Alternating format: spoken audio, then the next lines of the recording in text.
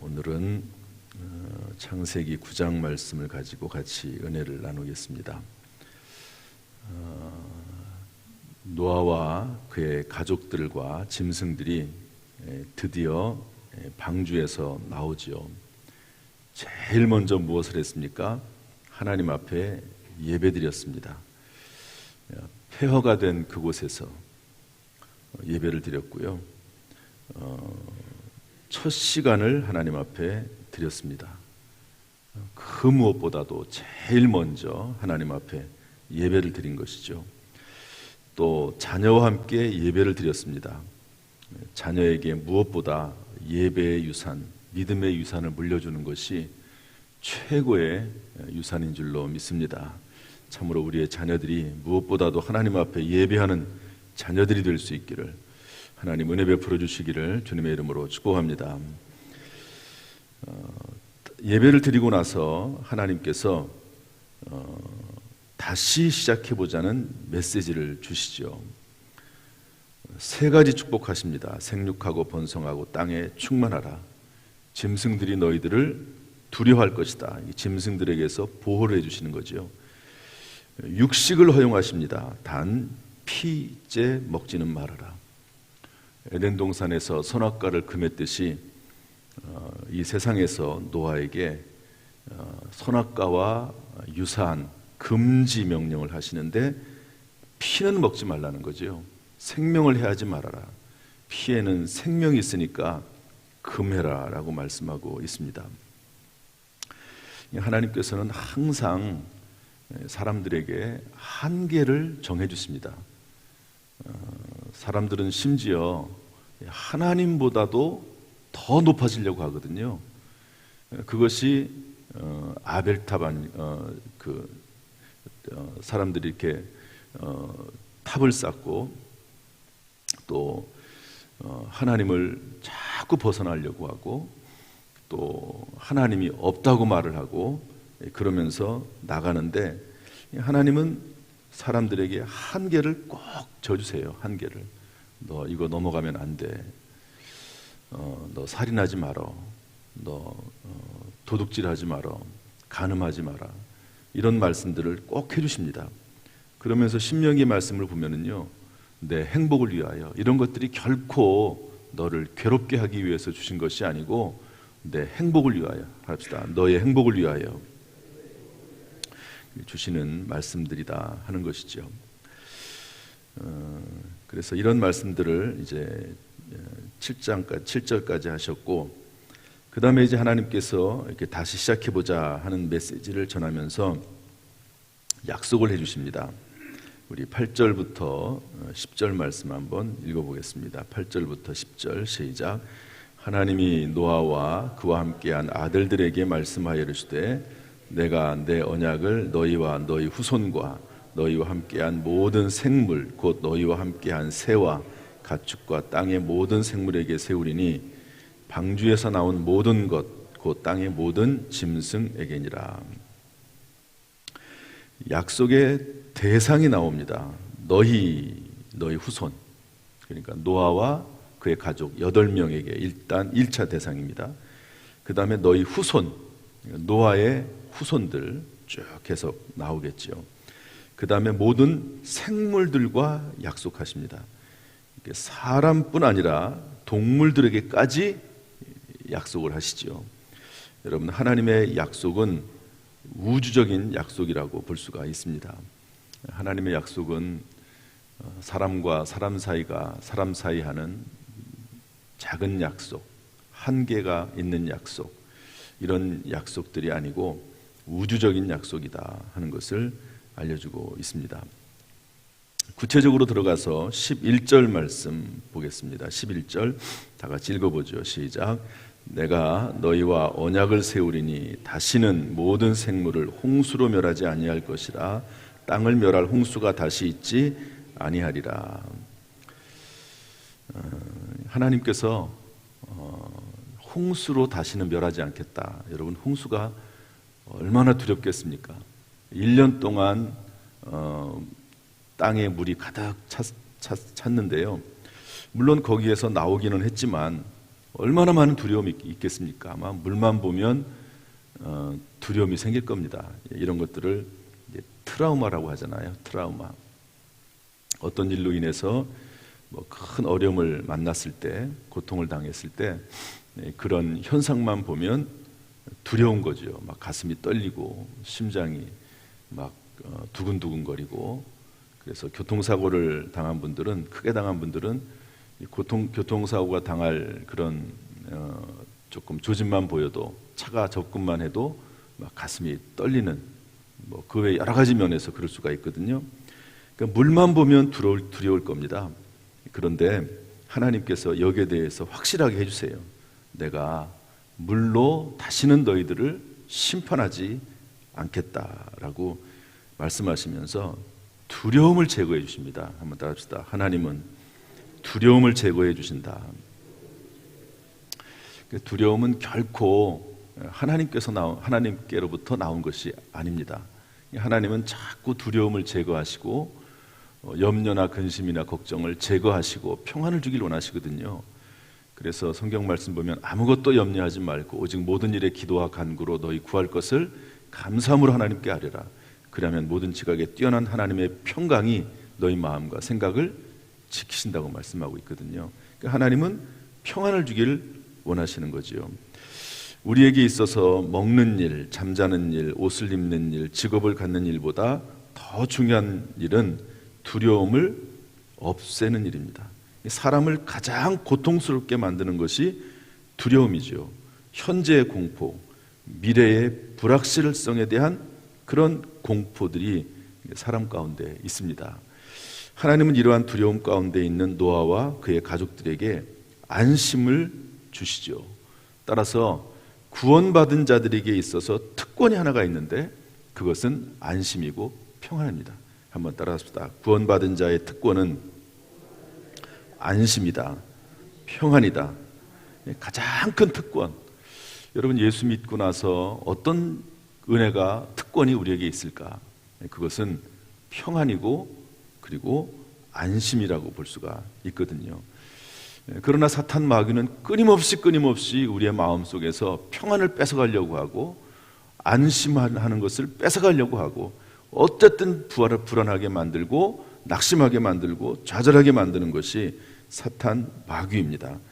따라서 우리가 믿음을 가지고 신앙생활을 한다면은 늘 우리의 마음을 다스려서 평안을 유지하는 것이 참 중요한데요. 여러분, 평안은 오직 하나님의 말씀을 마음속에 심는 것밖에 없습니다. 말씀이 능력이고 말씀이 기적이고 그 말씀이 내 속에서 살아 움직일 때 모든 두려움이 떠나가고 평안이 임하게 되는 줄로 믿습니다. 그래서 지난번에 제가 김익도 목사님에 관한 설교를 드리면서 이분이 예수 믿고 나서 스왈론이라고 하는 선교사의 말을 듣고 그분에게 성경책을 받고 성경을 계속 읽었습니다. 성경에 들어가야 됩니다. 그러다가 이제 40일 금식하면서 성령의 불을 받죠. 성령을 받고 완전히 그의 인생이 변화가 되지 않습니까? 운명이 바뀌고 인생이 바뀌고 그리고 하나님 앞에 그것을 떠나서 하나님 앞에 엄청나게 쓰임 받습니다. 그분을 통해서 김재준이라고 하는 정말 유명한 신학자가 나오고 또 이성문 목사님 같은 위대한 부흥사가 나오고 그분을 통해서 예수 믿은 사람 중에 수많은 위대한 인물들이 나오는 것을 볼 수가 있습니다. 여러분, 하나님의 말씀대로 살면 하나님이 하라고 하는 것을 행하고 하나님이 하지 말라고 하는 것을 행하지 않으면 그러면 반드시 하나님께서 예비하신 놀라운 약속이, 축복이 우리에게 이루어질 줄로 믿습니다. 두려울 때 두려워하지 말라. 이사야서 41장 10절 보면 두려워하지 말라. 내가 너와 함께함이라. 놀라지 말라. 나는 내 하나님이 됨이라. 내가 너를 굳세게 하리라. 참으로 너를 도와주리라. 참으로 나의 의로운 오른손으로 너를 붙들리라. 이런 말씀들을 주장하는 거예요. 마음속에 새겨 넣는 겁니다. 요한복음 14장 1절부터 18절 보면 너희는 마음에 근심하지 말라. 하나님을 믿으니 또 나를 믿으라. 내가 너희를 고아와 같이 버려두지 아니하고 너희에게로 오리라 말씀하고 있거든요. 여러분, 하나님을 믿고 하나님의 약속의 말씀을 믿고 말씀 가운데 든든히 서서 살아가기를 주님의 이름으로 축복합니다. 이런 약속의 내용이 있고요, 약속의 증거가 나옵니다. 12절부터 17절인데 다 읽을 수는 없고요. 우리 12절 13절만 읽겠습니다. 다 같이 시작. 하나님이 이르시되 내가 나와 너희와 및 너희와 함께하는 모든 생물 사이에 대대로 영원히 세우는 언약의 증거는 이것이니라. 내가 내 무지개를 구름 속에 두었나니 이것이 나와 세상 사이의 언약의 증거니라.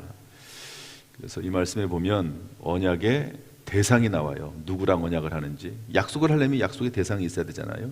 그 다음에 약속의 내용이 나오고 물로 심판하지 않겠다. 그 다음에는 약속의 증거를 또 보여주십니다.